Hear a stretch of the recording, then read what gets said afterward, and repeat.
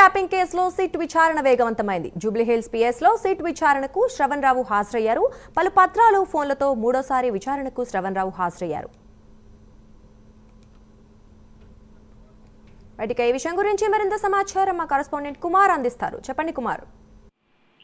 Thank you Durga. తెలంగాణలోనే సంచలనం సృష్టిస్తున్న phone tapping కేసులోనే ఈ రోజు మూడోసారి శ్రవణ్ రావు సిట్ విచారణకు అయితే హాజరయ్యారు. ఈ రోజు ఉదయం ఏదైతే జూబ్లీస్ పిఎస్ కి అయితే శ్రవణ్ రావు అయితే చేరుకున్నారో, ముఖ్యంగా చూసుకున్నట్టే ఇప్పటికే శ్రవణ్ రావును 6.5 గంటల పాటు పోలీసులు అయితే విచారించారు.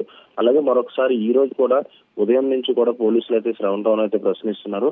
ముఖ్యంగా గత శనివారం కూడా శ్రవణ్ రావు సిట్ బృందం సుదీర్ఘంగా విచారించింది. ముఖ్యంగా 6.5 గంటల పాటు సిట్ విచారణ అనేది కొనసాగింది. అలాగే శ్రవణ్ రావు నుంచి కొంత సమాచారం కూడా పోలీసులు రాబట్టినట్టయితే తెలుస్తుంది. అయితే ఈ రోజు పోలీసు విచారణకు శ్రవణ్ రావు ఏదైతే సహకరించకపోవడం, అలాగే పోలీసులు అడిగిన ప్రశ్నలకు ఏదైతే ఒక్కటి కూడా సమాధానం చెప్పకుండా ఆ క్వశ్చన్స్ అయితే తప్పించుకున్నట్లయితే తెలుస్తుంది. అందులో భాగంగా మరోసారి నోటీసులు అయితే జారీ చేశారు. ఈ క్రమంలోనే ఈ రోజు విచారణకు అయితే హాజరయ్యారు. ముఖ్యంగా ఫోన్ ట్యాపింగ్ వ్యవహారంలోనే శ్రవణ్ రావు చాలా కీలకంగా వ్యవహరించారనేది సిట్ బృందం కూడా భావిస్తుంది.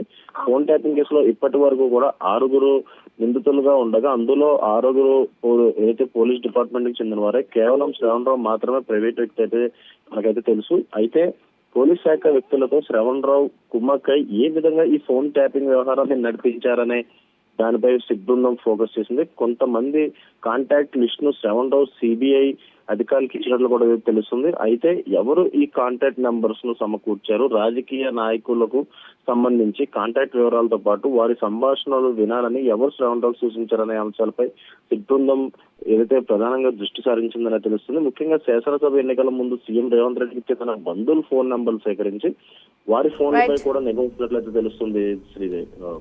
దుర్గా. Thank you Kumar.